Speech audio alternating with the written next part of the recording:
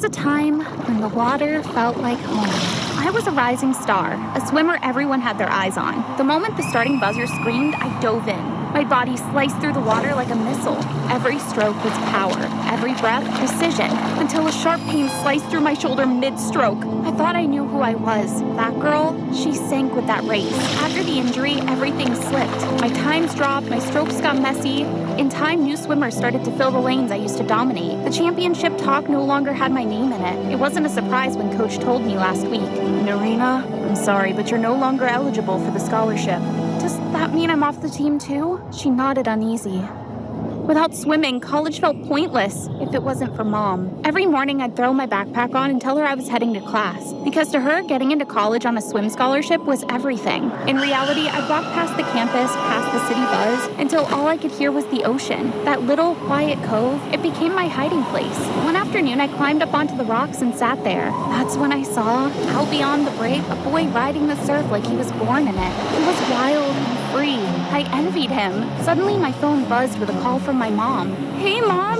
"Hi, sweetie. I'm passing by your campus. Thought I'd take you to lunch." "Wait, Mom, you really don't have to." "Too late. See you in 30. Shoot. I scrambled up, brushed the sand off, and ran back to campus, heart pounding.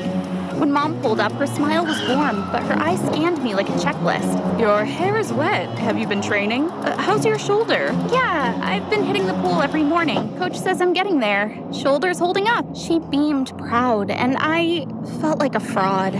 Still, the next day I went right back to the cove, and I saw him again, the surfing guy. Only this time, he was dragging the torn fishing net up the beach, untangling plastic from seaweed with practiced hands. The logo on his shirt caught my eye. Blue Pulse. It sounded familiar. I looked it up later. It's a nonprofit ocean conservation group. Of course. It suited him. Some days he combed the shore with a bucket and tongs. Other days I watched him wrestle ghost nets from the tide. Once I saw him surfing at sunset, gliding across a golden wave just as a pod of dolphins left around him. He laughed like the ocean had let him in on a secret only he could hear. And maybe I started to fall for that secret too. A few days later, Mom left for a business trip. No need to fake it anymore. I wandered the beach freely when I spotted a massive sea turtle digging into the sand. Her belly was swollen. Was she trying to lay eggs? I took a step closer, but she stopped. She must have been exhausted. Not now. What do I do? Hey, is everything okay? I turned. It was him. He knelt beside the turtle, gave her a quick scan, then pulled out his phone. We need to call my organization. She might not make it without help. Minutes later, a Blue Pulse rescue team arrived. We gently loaded her into the van. I was holding my breath until she was finally safe inside the trunk.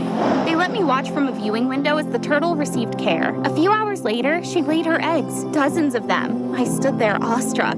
You've been staring for 3 hours. Is that your thing? I didn't want to get in the way. Please, I've seen you looking at me like that more than once. Kill me now. I'm Satan, by the way. Been volunteering here since I was 14. If you want, you can be a part of this too. Yeah? Then I'll give it a try. Seriously, checking the turtle nesting sites every morning was the dream job. Some had already hatched, the sand scattered with tiny flipper prints. I'd crouch there with Sidon, recording how many made it to the water. Other days, we scanned the horizon for dolphins or whales to log their location into the database. Spotting one felt like a miracle the ocean chose to share with us. I started marking them with tattoos. My skin became a map of memories I never wanted to lose. Then came the dives. Sidon taught me how to move, how to breathe underwater. It felt like swimming used to, free and weightless without the pressure. We retrieved ghost nets tangled on coral and drifting fishing traps. One time I swam too far. My hair got tangled deep in one of the nets. I tugged at it. Then Sidon appeared calm as ever and cut me free with a dive knife. After I cleaned up the mess, I was left with a whole new person, with the ink and the salt. And I liked it. Then Mom came back from her trip. "Narina, what happened to your body?" "My hair got caught during swim practice. I figured I'd clean it up. And the tattoos are totally fake. Obvi."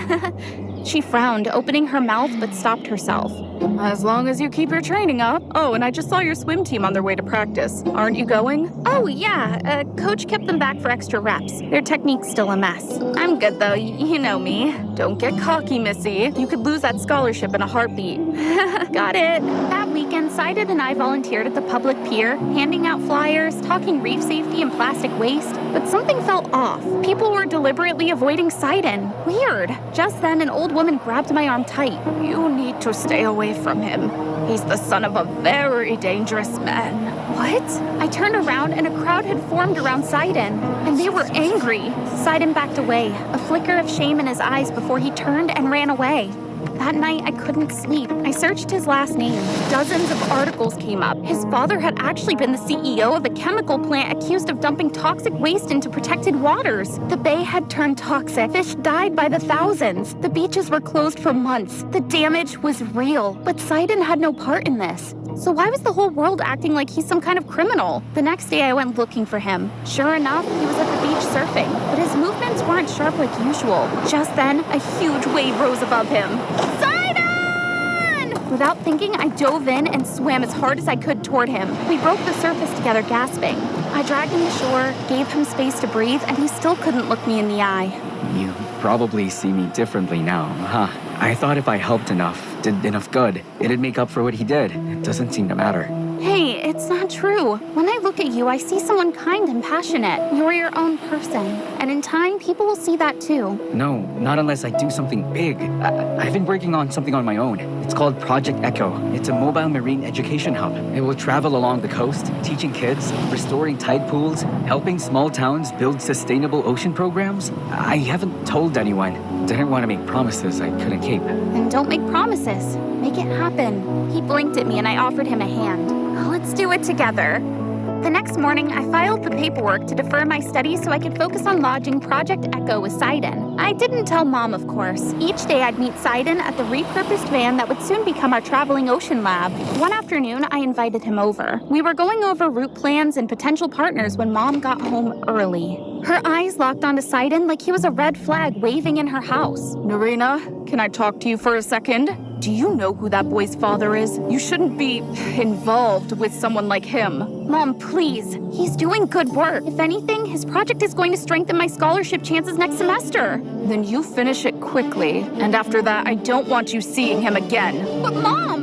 No buts. I mean it. Over the next month, Project Echo began to take shape fast. We finally finished the van. We started doing trial runs with beach cleanups and local school visits. Kids loved it. Local news picked up the story, and slowly the whispers around Sidon started to change.